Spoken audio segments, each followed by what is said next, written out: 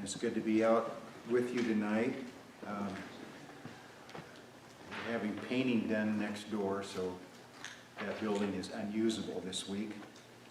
But we're flexible, and it's good to be able just to get together. This is session 17 of our End Times Bible Study. Today is November the 1st, 2022. And 2 weeks ago in session 15, I passed out a document on what happens in the middle of the week, all of the events. And so based on that, I put together this handout from last session, number 16, this timeline worksheet. And what I attempted to do in this worksheet is along this 7-year timeline, the start, the middle, and the end, to try to just plug in verses that tells what happens at each point along that timeline. It is not complete. There are other verses that are also very important that we could include in each of the 3 columns, but there is enough in each column. I think last time I asked you to handwrite a few verses in the first column. And then the second column represents 2 sessions ago when we discussed what happens in the middle of the week. But I just thought it would be good to put all of this together in one document. Because there really is so much in the Bible about eschatology, the end times, that so many of these sessions I have gone home. Most of you are nice enough to say good things about what you heard, but I go home and I say to myself, I would have been confused if I was sitting there. You know, there's got to be just a better way, easier way, a simpler way, a clearer way of presenting, instead of just getting up and trying to throw out as much information as I can, and then I get these texts the rest of the evening from Ruth asking questions about the lesson. And I'm trying to reply to her. The next couple of days we're communicating with each other, and I enjoy it. But it tells me I'm not getting the points across clear enough, distinct enough maybe. And so it's not my goal to just get up and try to show you how much I have learned, how much I know, how many verses I can refer to. If you looked at my office at home, I have a whole complete single shelf, I don't know how many books it is, of eschatology books written by presidents of seminaries, PhD professors, and leading ministries around the world. And they're all sharing their opinions and throwing lots of, so I'm reading these books throughout my life, and something really struck me that I want to deal with tonight. The second sheet that I gave to you tonight, session 17, is basically 12 key points from the first 2 columns of the other document.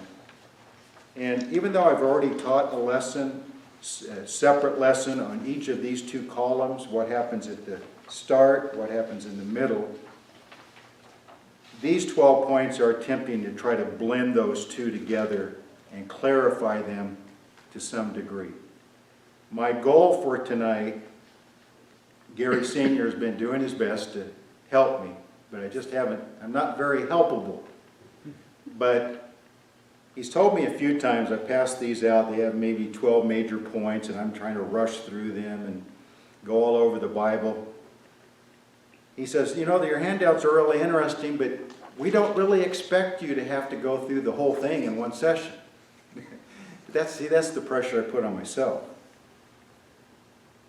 And so my goal for tonight was to at least get through half of these, and then next session the other half, and go a little bit slower, a little bit more clarity, I hope, to each point. But to tell you the truth, as I put my final thoughts together before coming tonight, I don't know how much past point one I'm going to get. And this lesson tonight will be different than the other lessons. I don't know if it's because of Andy being here and Cherie being in rehab, or B calling me yesterday to tell me about her sister dying suddenly, or the Lord knew Tony was going to be here tonight. I don't know what it was today, but the thoughts that developed in me today from this document was mostly about point number one.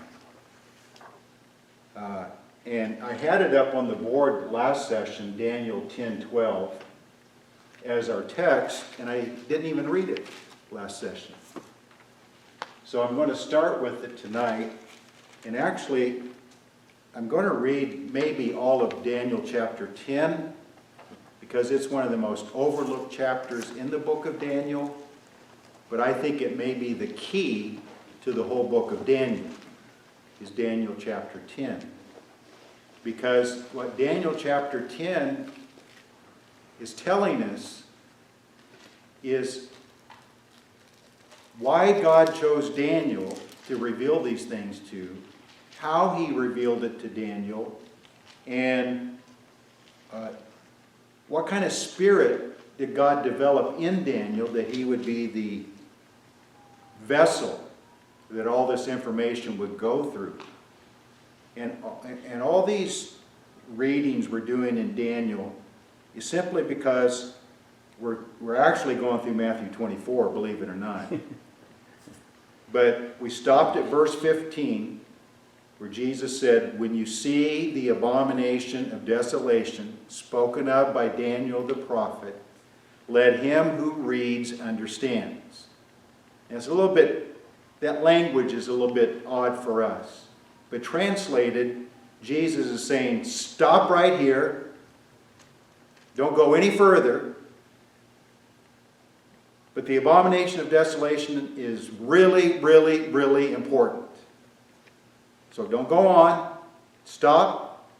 Go to Daniel. Find where I reveal information to him about this abomination of desolation, and understand it. And when you get a good understanding of it, come back and finish what I have to say.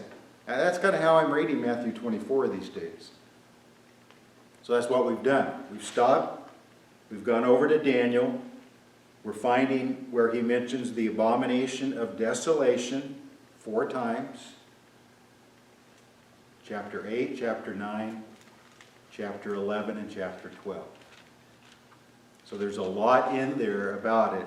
And I'll get more into that in point 8, which certainly won't be tonight.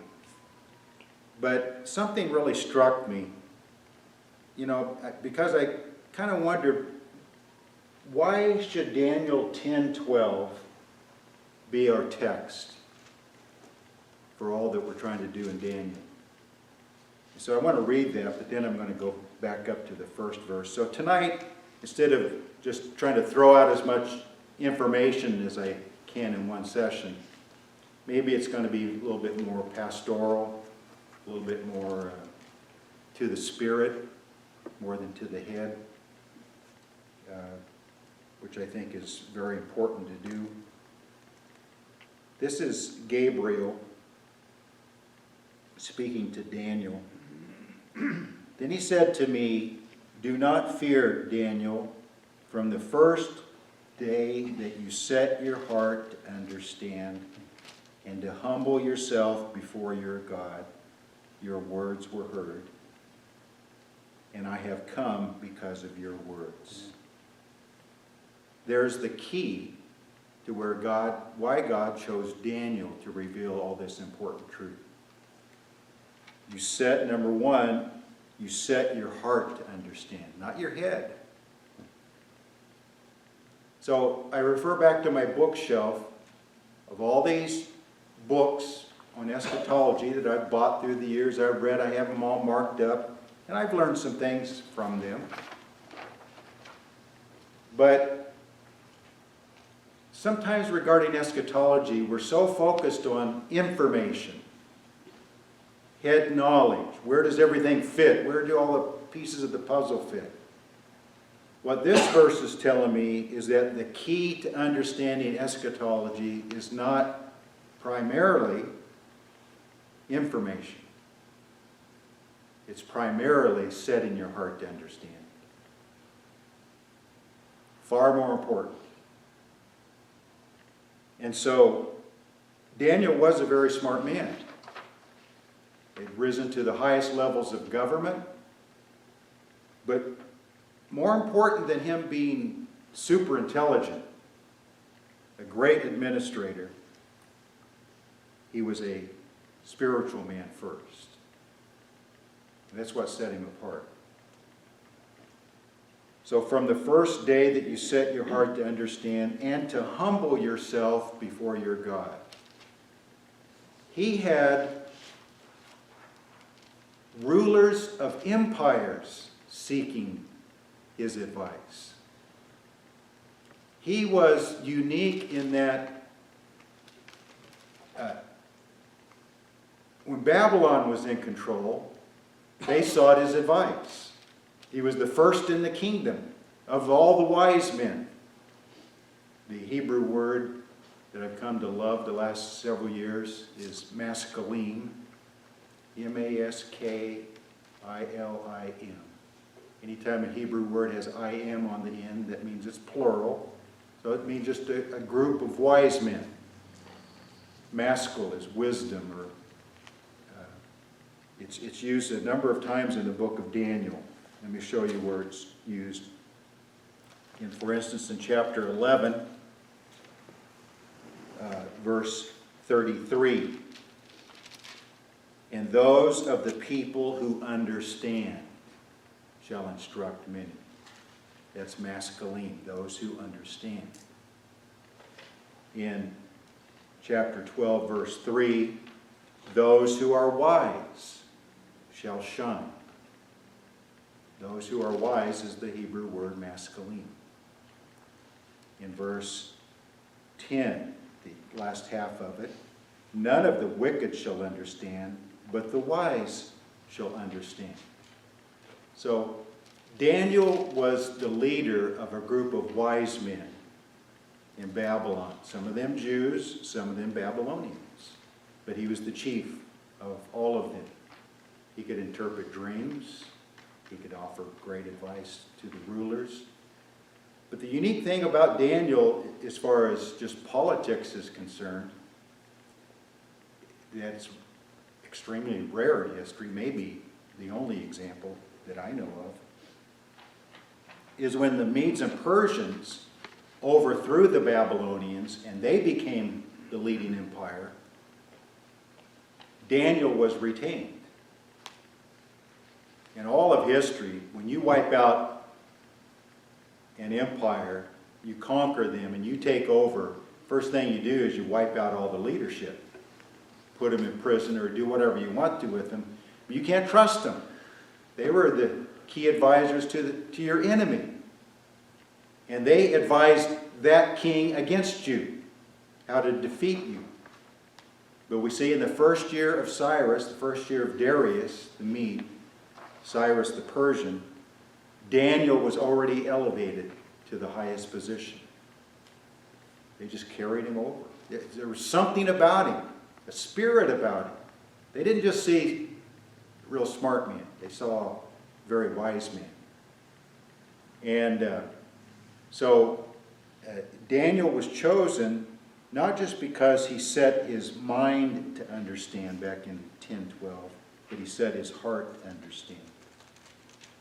And to humble yourself before your God.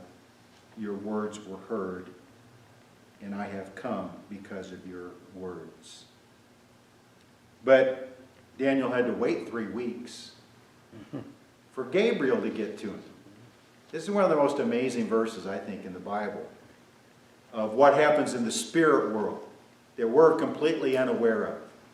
Gabriel being probably an archangel, he's never called an archangel, but he's normally seen in the same level as Michael, and Michael is called an archangel. And Lucifer was probably an archangel for that matter. But Gabriel, as powerful as he is and was, it says in verse 13, the prince of the kingdom of Persia withstood me 21 days. There was a battle in the heavens, spiritual battle, and some powerful evil spirit was able to delay Gabriel 3 weeks. And even then, it only happened because he says, Michael, one of the chief princes. That's how we know that Michael's not the only chief prince or archangel. He's one of them. So it's not wrong to probably call Gabriel one of the chief princes also. But Gabriel, it was mainly the messenger angel. Michael is the warrior angel. So Michael had to come help him. And nowhere else in the Bible, if you want a side study, do we see this interchange or interconnection between Gabriel and Michael. Nowhere else in the Bible has this kind of deal between the two of them. We see Michael in a few other places in the New Testament. We see Gabriel to Mary and then to Elizabeth, and but we don't see Gabriel and Michael working together in any other place other than the book of Daniel. And so Michael came and made a breakthrough. But then at the end, in verse 20, Gabriel says to him, "Do you know why I have come to you? And now I must return to fight with the prince of Persia. I got to fight to get back to heaven. And when I have gone forth, indeed the prince of Greece will come." Okay, I'm going to go back to verse 1. We're going to read through this quickly. We're talking about maybe the most important thing I can say in all of these lessons, that if you're just looking for information, it may not mean as much to you, or people watching the videos or whatever. But the most important thing we could say about eschatology is the kind of spirit you have approaching it. Not the sharp mind that you have, although it helps. But it has to be combined with a good spirit, humility. In the 3rd year of Cyrus, it's hard for me not to stop and chase rabbits. Daniel was probably close to 90 years old at this point. He probably, I keep upping it a little bit. I used to say Daniel was maybe 12 or 13 when he was taken into captivity. Then I upped it to about like 15. Now I'm like at least 17, 18 years old when he was taken into captivity, for this simple reason, and it may not make sense to you, but it makes sense to me. He was only in Babylon about a year when he interpreted Nebuchadnezzar's dream. Nebuchadnezzar, as a result, elevated him to first in the kingdom as an administrator. Just in my mind, you don't do that to a kid, no matter how smart he is. So I think by the time he was elevated, he probably was adult age, 18, 21, something like that. So I make him like 17 when he was taken in. So if he was 18 when he interpreted the dream, so Babylon for 70 years, so that makes him, late 80s already. And then this is the 3rd year of Cyrus, into the new. So he's pushing 90 real close, or he may be above 90. Just depends how old he was when he went into Babylonian captivity. But I think that's important, because that also lets us know he was close to 90 when he was thrown in the lion's den. We have this tendency to think of him as a young man. He's an old man on the edge of death. Because at the end of this book, which the rest of this book through chapter 12 is in the 3rd year of Cyrus.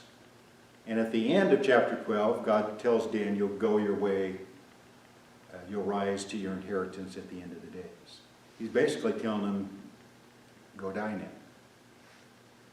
So Daniel was thrown in the lion's den, received the vision of the 70 weeks, maybe the most important prophecy in the Bible. And this chapter,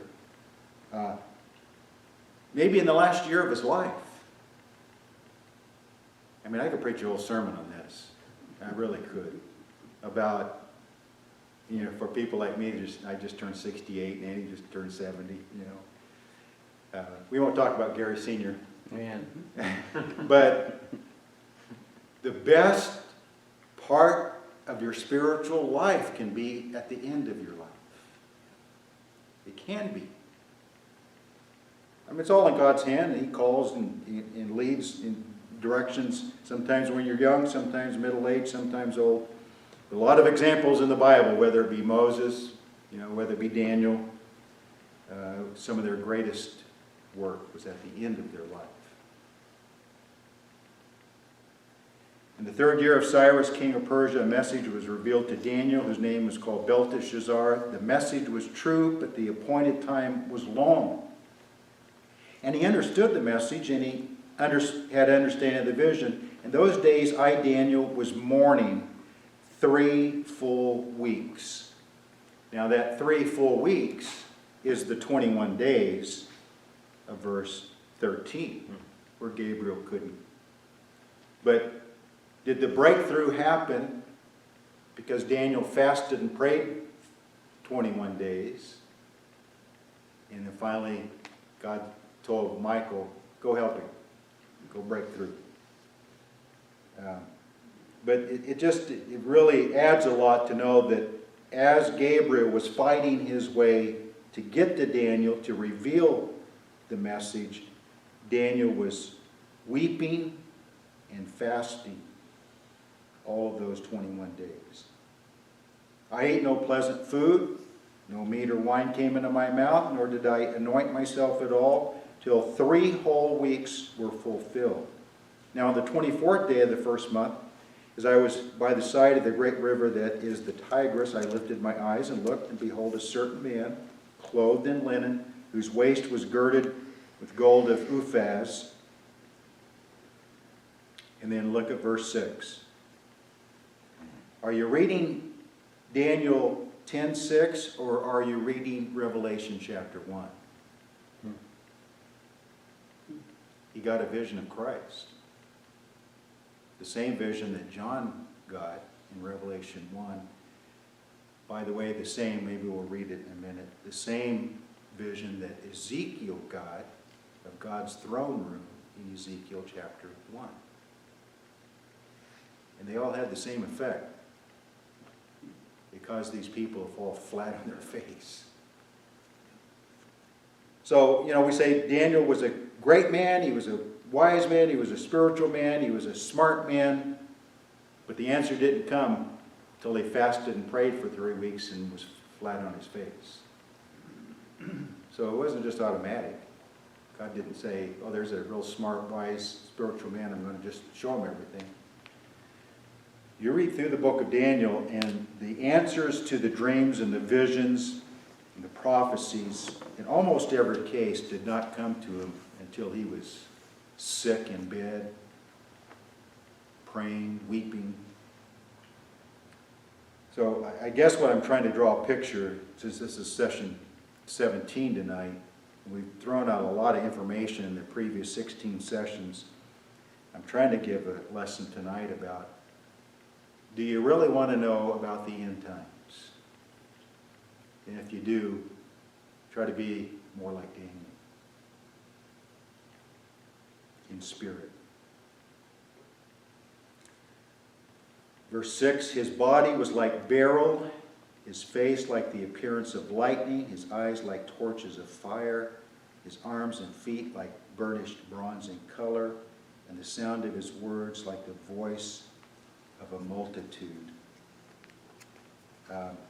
Let's just stop there and go back to Ezekiel chapter 1, and I'm not going to read just a couple of verses there, but the reason this is important is Ezekiel was the prophet in Babylon at the time of Daniel. We're not told, but it seems logical that they knew each other personally, had contact with each other, Bible discussions with each other. But Ezekiel was in Babylon at the same time as Daniel. And this whole dream, or the vision, is of God's throne room. For instance, in verse 16, the appearance of the wheels in their works was like the color of beryl. That's what Daniel just saw in this man. All four had the same likeness. He's talking about the cherubim. But look down in verse 25. A voice came from above the firmament.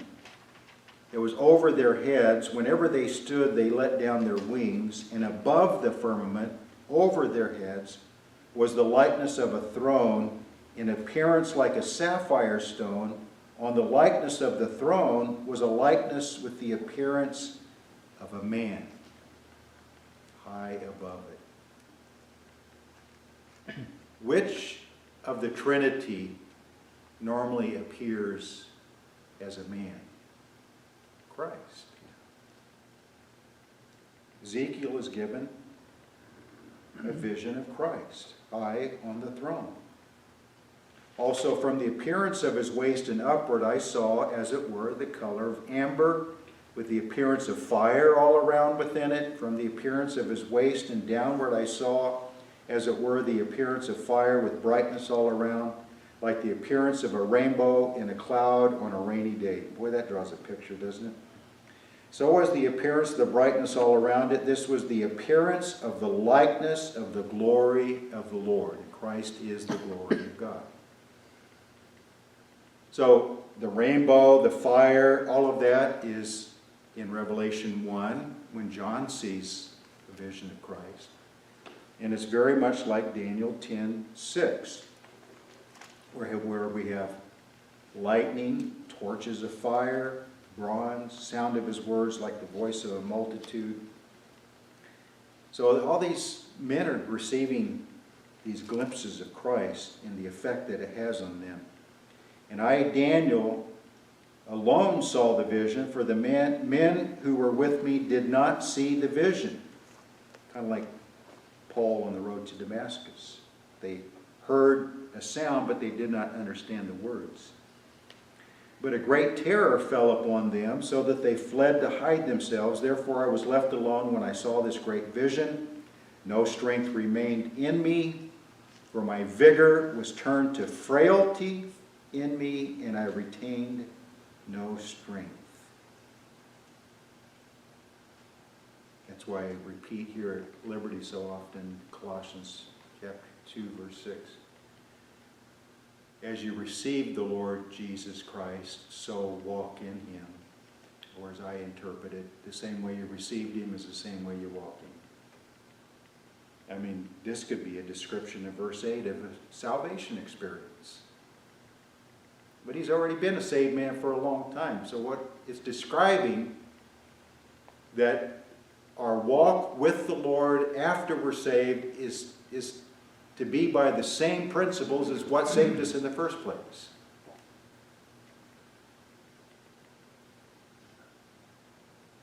No strength, vigor turned to frailty, I retain no, in other words, total surrender, humility. Yet I heard the sound of his words, and while I heard the sound of his words, I was in a deep sleep on my face, with my face to the ground.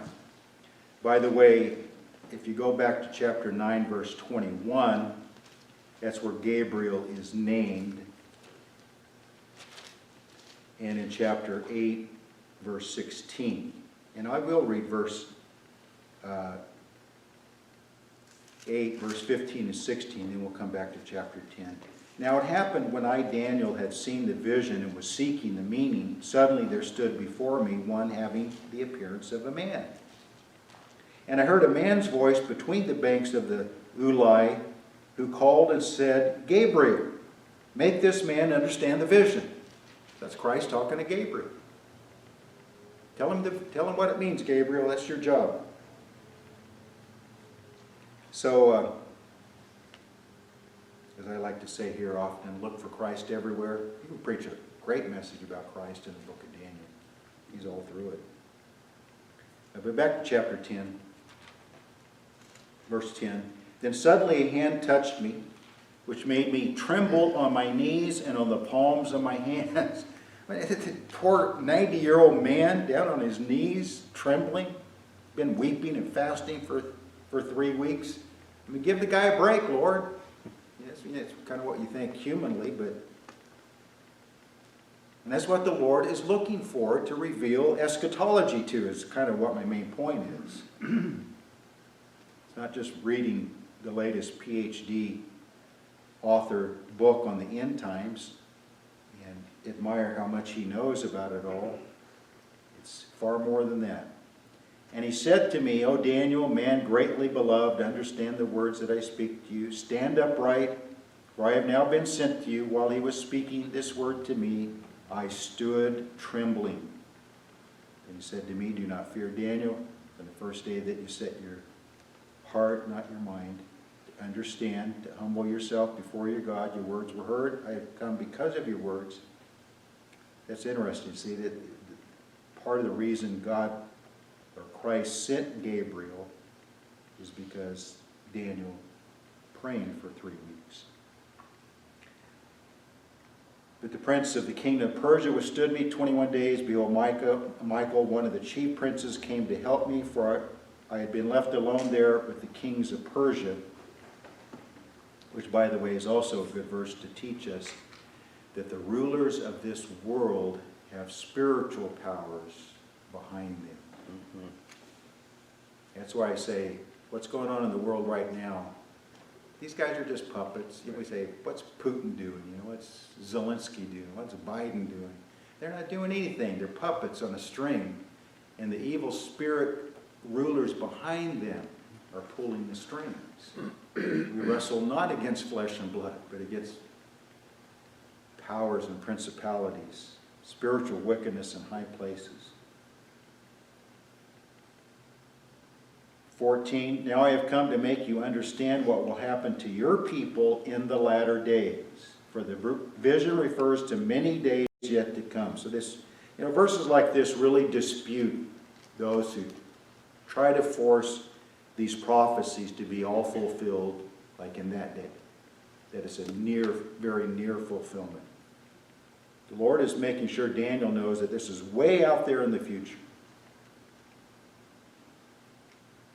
When he had spoken such words to me, I turned my face toward the ground and became speechless. Now, this guy is in trouble. This guy he's pretty helpless at this point, isn't he? We think of him as so strong, but he's so strong because of this.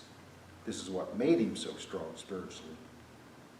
And suddenly one having the likeness of the sons of men touched my lips. Then I opened my mouth and spoke, saying to him who stood before me, my Lord, because of the vision, my sorrows have overwhelmed me, and I have retained no strength. For how can the servant of my Lord talk with you, my Lord? As for me, no strength remains in me now, nor is there any breath left in me. Then again, the one having the likeness of a man touched me and strengthened me. And he said, O man greatly beloved, fear not. Peace be to you. Be strong. Yes, be strong. So when he spoke to me, I was strengthened. And I said, let my Lord speak, for you have strengthened me. Then he said, do you know why I have come to you? Now I must return to fight with the prince of Persia. When I have gone forth, indeed the prince of Greece will come. But I will tell you what is noted in the scripture of truth. Isn't that a great phrase there? No one upholds me against these except Michael, your prince. So chapter 10 gets overlooked a lot in Daniel and study of prophecy, but I think it's the key. That if you want to understand what Daniel understood, you need to be a little bit more like Daniel and be willing to go through what Daniel went through before it was revealed to him.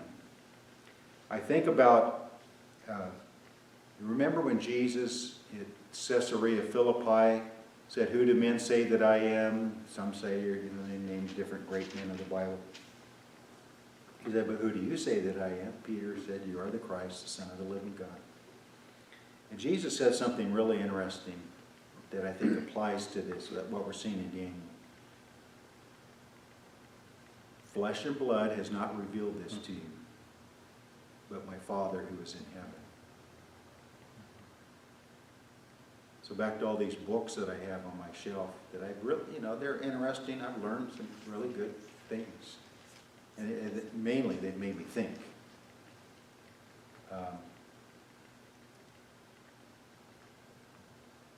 And I'm sure many of them are very godly men of some type. Studied the Bible all their life. But the things we're studying, flesh and blood cannot reveal it.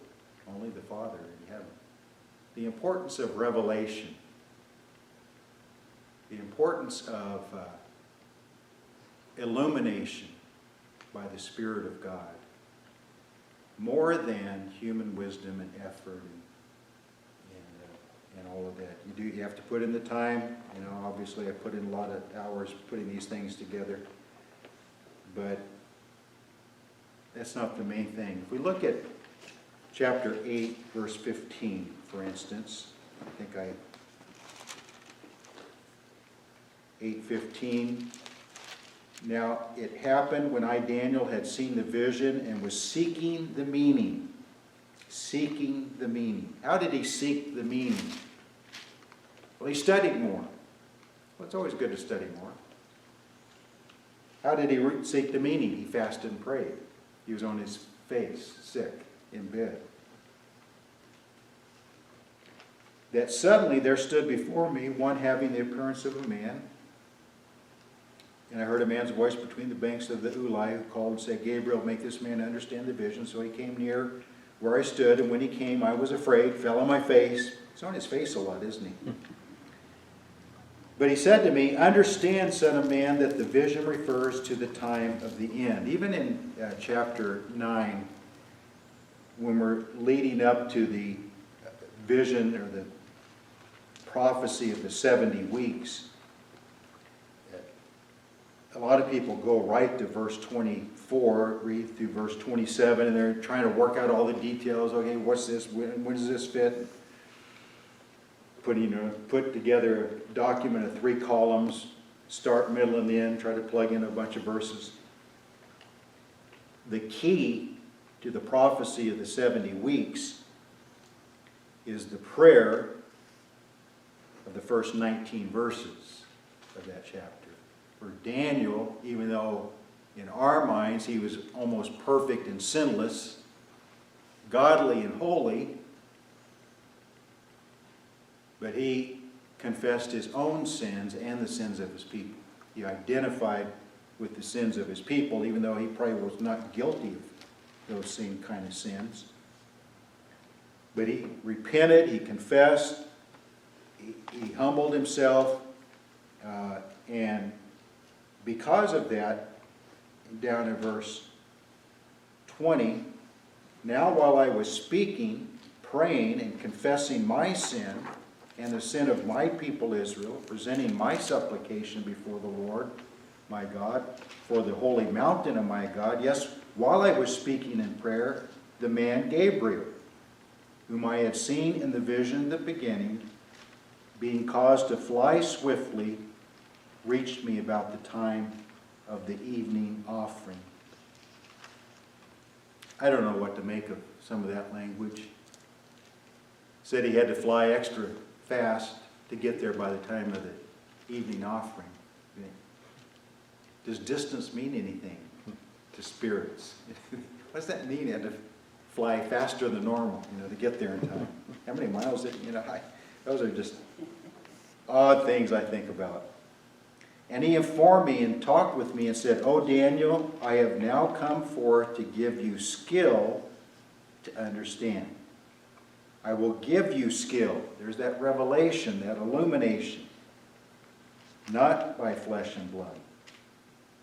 At the beginning of your supplications, the command went out. And I have come to tell you, for you are greatly beloved.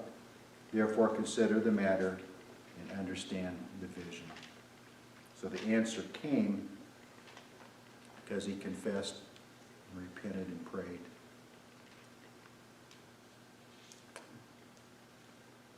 So that took up most of the lesson, but I'll just skip over a couple of the other points. Because I mentioned this one last time, point number 2. Daniel 9:27. Since we're already in Daniel 9, we'll just kind of read it again. We've read it a few times. But that's why I have it up here as Daniel 9:27 at the beginning, Daniel 9:27 in the middle, Daniel 9:27 at the end, because the verse speaks to all 3 time points along that 7-year timeline. And so that's why I call it an anchor. You know, if you're studying prophecy or eschatology, it's really important to have anchor points, because there's so much information, and where does it fit, and when does it happen? But if you find anchor points to where you say, okay, this puts me here, I know that much at least, then I can start building from there. So 9:27, he shall confirm a covenant with many for 1 week. He had already dealt with the previous 69 of the 70 weeks. Now he's dealing with the 70th week, which we call a period of 7 years. And he's going to confirm a covenant with many for 1 week. I'll just stop right there before I read the rest of this, because I want to include point 3 in this.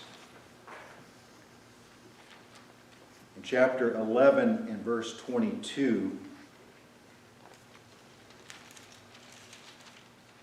it says, with the force of a flood they shall be swept away from before him and be broken, and also the prince of the covenant. It's the only time this guy is mentioned. In verse 23, seems to describe that the Antichrist comes along. It says in verse, we go back to verse 21, and in his place. In whose place? Well, the guy in verse 20, one who imposes taxes in the glorious kingdom, but within a few days. So he just lasts a short time. He's going to be destroyed by the man in verse 21, which is the Antichrist. But the Antichrist is going to destroy this man not in anger or in battle. So somehow politically. He's going to be able to overcome him and take over, destroy him politically at least, without having to kill him. And he's going to take over whatever that previous man was in charge of, which is one of the 3 that the Antichrist, the 3 horns that the Antichrist takes over. But my point that I'm trying to lead to is that in his place, verse 21, shall arise a vile person, which is the Antichrist. So he takes the place of the man in verse 20. And that man in verse 20 seems to be the prince of the covenant at the end of verse 22. And after the league is made with him, he shall act deceitfully. That's the Antichrist. And I know it gets a little confusing going back and forth like that. The scenario I see is that when it says in 9:27, he shall confirm a covenant. So it seems to be saying he's not the one that comes up with it. But this prince of the covenant that he overthrows is really the guy who got the ball rolling and kind of start getting people on board. Maybe he's the head of the UN. Maybe he's the head of the EU. Maybe he's the head of the Arab nations. You know, whoever that is, he gets it going. He comes up with the idea. He's the prince of the covenant, but he lasts a very short time. He's destroyed by the Antichrist, but not in battle or by war, by weapons. So some other way. The Antichrist sees an opportunity to enter into this deal that's already started and then take credit for it and build on it. And I think that's why I've never quite seen it this way before, but I think that's why it's able to say that he's able to confirm a covenant. The language is as if there's something already in the works, and he confirms it, or sees an opportunity, takes advantage of the situation.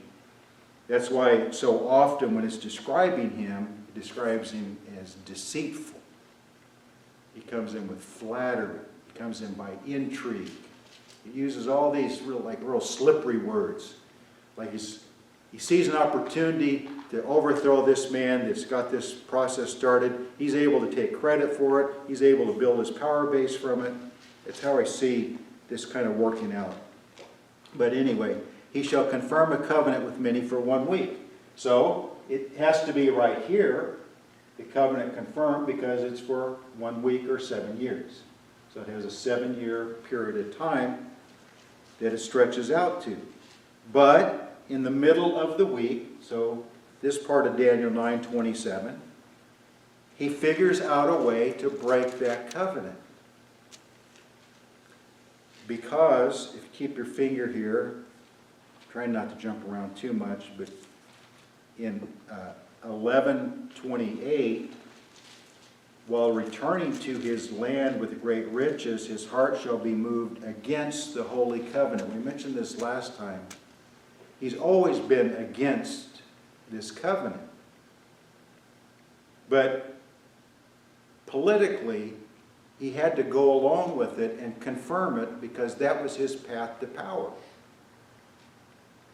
But now in the middle of the week, he has enough power that he sees an opportunity to break the covenant because he hated it all along. But it was politically expedient at the time for him to go along with it. So he's moved against the holy covenant. And then in verse 30, for the ships of Cyprus or Chittim shall come against him. So he's going to have some opposition. Therefore he shall be grieved, really upset about all this, and return in rage against the holy covenant. So now he's really fired up against the holy covenant, the one that he had confirmed and agreed to, but he hated. But now he figures he has enough power and opportunity to break that holy covenant. That's in the middle of the week. So back to 9:27. In the middle of the week, he shall bring an end to sacrifice and offering, which is just language meaning he's going to deny Israel what he had agreed to in the beginning, whatever it involves. It's not only about sacrifice and offering. It's about all the terms of the covenant that was agreed to. This represents that. And on the wings of abomination shall be one who makes desolate. That's the abomination of desolation. Even until, so that anytime the word until is used, that means it's stretching out some time into the future. Until the consummation. So the consummation is at the end of the 7 years is determined, is poured out on the desolate or desolator. So point number 2 is simply that Daniel 9:27 serves as an anchor to keep us grounded. Or maybe another way of saying it, it's an anchor for all 3 columns on this one document, the timeline worksheet. So that's why one of the first verses I have in each column is Daniel 9:27 with arrows to the next one. Because that single verse captures all 3 time points along that 7 years. So that's an anchor. So you start building on that. And then I already mentioned 11:22 in point 3. A treaty or a covenant is already in the works that the Antichrist sees as an opportunity to take over. And I read those verses, chapter 11, 21 through 23. And he confirms it or makes it strong as his way to gain power. So just a couple of verses along this line. In 8:25,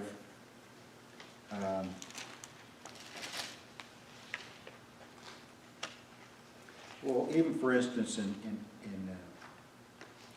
the if we go back to verse 23, the latter time of their kingdom, when the transgressors have reached their fullness, a king shall arise having fierce features, who understands sinister schemes. So he's sinister, he's deceitful, he's arrogant. His power shall be mighty, but not by his own power. Okay, there's two ways to look at that. Revelation 12 and 13 clearly says that when Satan is cast down, he embodies the Antichrist in the middle of the week. And the Antichrist power is from Satan. Satan empowers him. So that's one way to look at. He's going to be mighty, but not by his own power. Another way to look at it is that, as it says in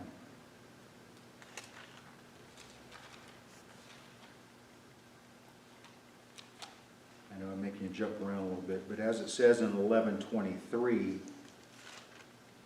after the league is made with him, he shall act deceitfully. There's that deceitfulness. He shall come up and become strong with a small number of people. So the idea of he's not mighty in himself, he's a little horn, as he's described in the beginning. He's an opportunist, a political opportunist, with skills and abilities to see ways to gain power, but he doesn't start out powerful. That's why I've never accepted people come along trying to say that Pope is the Antichrist, Kissinger's the Antichrist, Obama's the Antichrist. It's not going to be someone who's already powerful, of a great nation or of a great people. He comes up out of a small people. He has no power in himself, but he's a really great manipulator and is able to move up the ladder quickly because of his political skills. So back in 8:24, his power shall be mighty, but not by his own power. He shall destroy fearfully, and shall prosper and thrive. He shall destroy the mighty, also the holy people. Now look at verse 25. Through his cunning. So all these different synonyms are very similar words. Deceitful, cunning, sinister schemes. God's trying his best to let us know why Jesus came along in Matthew 24 and 4 times throughout that chapter stopped to warn them, be not deceived. Because deceit will be the main ingredient of this time. He will be the great deceiver. And then halfway through, he becomes embodied by the greatest deceiver ever, his father Satan. So then he becomes even greater at his ability to deceive. Through his cunning he shall cause deceit to prosper. That's an interesting statement there. The prosperity of deceit. So, I don't want to get too much into the election that's coming up next week, but all that we've experienced the last several years helps us to understand the rise in deceit. Because we're living in a time now where everything seems to be a lie. And it's not even tried to be disguised as the truth. It's just like brazen lies. And then if you challenge me, I'll double down. It's a weird time we're living in. And if you think, if that could be multiplied several times over under the Antichrist, we like to think that Twitter, we like to think that with the election next week, that a lot of things are going to be cleaned up. At the best, it might be a very temporary reprieve. Very temporary. The general trend is going to continue, heading toward more and more deceit. He shall magnify himself in his heart. He shall destroy many in their prosperity. He shall even rise against the prince of princes, but he shall be broken without human hand. Because how will he be broken? Oh, some character on a white horse with a sword goes out of his mouth in Revelation 19 and destroys the Antichrist. So we got through, what do you know? So we got through 4, 5, we actually got 6. We did get through 6. I did it without realizing it. So next session we'll start at point 7. And then after that next session, we'll jump into the 3rd column, what happens at the end of the 7 years. That will probably take a couple of sessions. And that'll get us through the end of the year. It'll be a good way to end the year talking about that.